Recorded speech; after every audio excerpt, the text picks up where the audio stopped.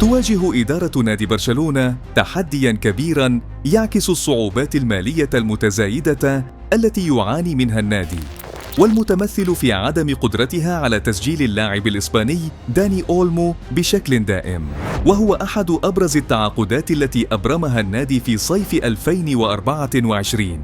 تأتي هذه الأزمة في ظل القيود المالية الصارمة التي تفرضها رابطة الدوري الإسباني ضمن إطار قواعد اللعب المالي النظيف، مما يزيد من الضغط على إدارة النادي ويضع مستقبل اللاعب والنادي على المحك.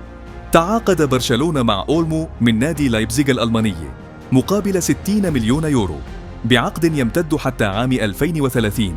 في البداية تمكن النادي من تسجيل اللاعب مؤقتاً بعد إصابة المدافع أندرياس كريستنسن، مستفيداً من بند يسمح باستخدام نسبة من رواتب اللاعبين المصابين. لكن مع انتهاء فترة التسجيل المؤقتة في نهاية ديسمبر 2024 أصبح النادي مطالباً بتسجيل أولمو بشكل دائم لضمان مشاركته في المنافسات المقبلة. ورغم جهود إدارة النادي لتوفير الموارد المالية المطلوبة، بما في ذلك تقديم ضمانات بلغت 100 مليون يورو عبر بيع مقاعد كبار الشخصيات في مشروع إعادة تطوير ملعب كامب نو، رفضت رابطة الدوري الإسباني هذه المحاولات.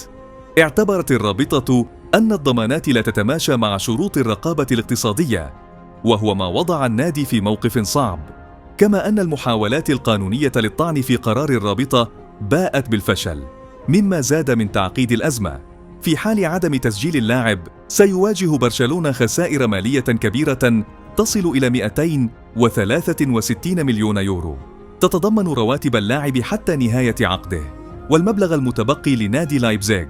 رياضياً يعد غياب أولمو عن الفريق خسارة كبيرة، نظراً لدوره المهم في تعزيز الخط الهجومي للفريق ومساهمته في تحسين أداء التشكيلة.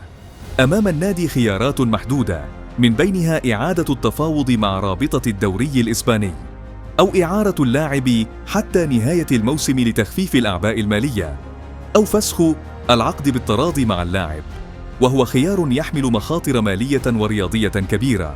يظل الخيار الأفضل هو التوصل إلى تسوية مع الرابطة، وهو ما يتطلب مرونة من الإدارة وإجراءات أكثر صرامة لضبط ميزانية النادي.